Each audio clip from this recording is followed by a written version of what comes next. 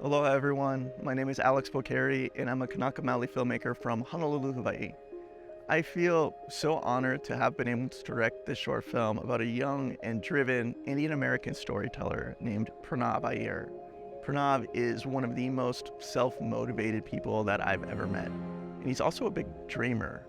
Growing up, he loved football, he played sports his whole life and in college, but when he looked out at sports media for role models and to find stories about other Asian American athletes, he didn't see any.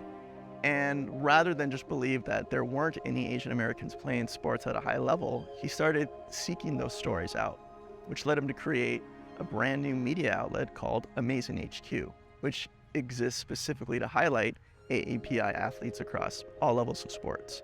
What I found so inspiring about Pranav's work is that he saw a gap in the sports narrative, in the national narrative, and he took it upon himself to fill it. He created space that didn't exist before, space to platform sports heroes that will inspire the next generation of Asian American athletes to pursue their dreams. His story showed me that we can't rely on national news outlets to tell our stories, that we can't rely on people who don't look like us to tell our stories.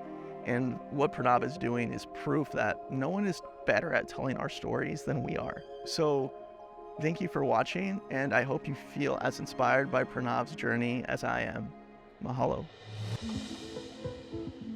As a kid, I rejected a lot of my Indian culture.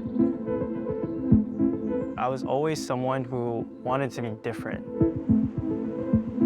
Growing up in a community where there's so many Indian people, no one else is doing this. No one in my whole elementary school when I started playing football was doing that at all. Everyone wants to be an NBA player when they're 8 years old. Everyone wants to be an astronaut. And I want to be the first Indian American quarterback in the NFL. As I got older, people were like, why are you putting so much effort into chasing something that no one like you has had success in? He's always been very single-minded about things that he cares about. And during his years of growing up, what he cared about shifted, but it was mostly around sports. Hey kids, I'm Brett Clark. Sixth grade was actually my first year of playing tackle football. That was my first time really seeing what football competition was like and seeing what football players were like that did not look like me. Especially when I got to college and playing college football at Chapman, that was the first time where I was not just the first Indian American teammate for a lot of these people, I was the first Indian person they had ever met. I think it was at that point that I fully embraced my whole identity as an Asian American and really saw it as something that, yes, it made me different, but it gave me the opportunity to both inspire and it gave me the opportunity to educate and really show what our culture was about. After I stopped playing football, it took me a while to realize, what did I just do? Because that was something that stuck with me for so much of my life. Once I was gone, I was like, I don't really know how to operate. I don't know where to find happiness. When I was in college, I had put together an 8,000-word long-form piece about the rise of Asian American basketball and the lasting impact of insanity. Through that, I got to interview dozens of different Asian American basketball players, coaches, community figures across the country. Everyone that I interviewed, no matter how high their profile was, all said that they wish that they could talk about what it meant to them being an Asian American athlete and the struggles that comes with that, but no one had ever asked them. And that made me think, who are the people in this world that are choosing what sports stories are being told? Ultimately, I realized Amazing HQ was something that I found my calling as. Amazing HQ, short for Amazingly Asian, two words that you rarely see associated with each other in the context of sports. It's a media outlet, it's a community gathering organization, all with the intention to platform the next generation of Asian American athletes. And ultimately, at the end of the day, we are providing what me and so many others wish they had when they were growing up. Gotta represent. Yo, good to see you, brother. Good to see you. Yes, sir. Long time no see. I know, dog. It's been a minute. We're gonna head over here, Stu. We can set up the My job with what I'm doing, part of it is telling the stories of the people that are impacting the community in a huge way. But for every Jeremy Lin, there's thousands of people under him that oftentimes have even more inspirational and relatable stories to the community. And you were the first Indian person that I was able to meet that had done it at that level. A lot of my inspiration kind of came from realizing how impactful stories like yours are to our community and how many of them have gotten washed under the rug. Yeah. Wait, do you shoot layups better lefty? I'm so proud of you for what you've been able to do with Amazing, and you kind of opened my eyes in the aperture of, like, honestly the need for folks that look like us to have someone that represents them and to know that it's possible.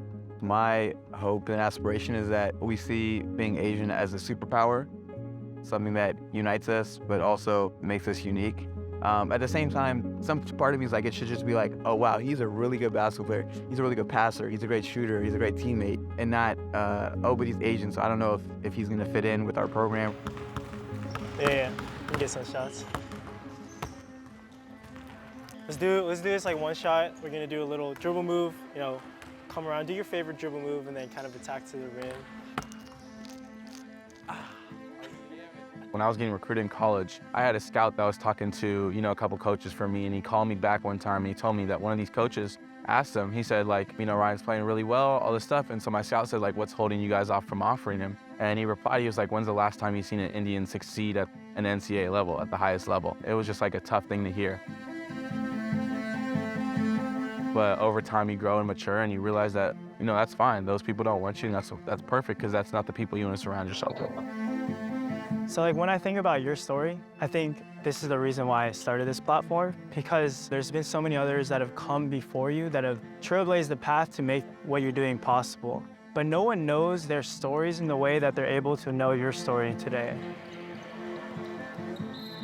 I love Amazing. I think Amazing is a great idea. I never seen anything like it before. Honestly, just Asians everywhere across the country to be on, and I'm glad you did that, because that helped me get some recognition. I know it's helping a lot of other guys recognition. And being able to work with other guys that have the same mindset and have the same goal in mind to help Asian Americans pursue their dreams is amazing. The journey he's on, it's very purposeful and it's very large in the sense that it's beyond himself and the impact that he wants to bring to the community around him. I'm just this 24-year-old kid who's just doing what he loves. I never think of myself as the hero. It's always these athletes that I'm covering and their stories and the way they're embracing their culture and their ability to represent for the community in a sports landscape where our greatest role models are created. They're the true heroes of our next generation. As Asian Americans, we don't just exist in this space of sports. We can dominate and we can inspire.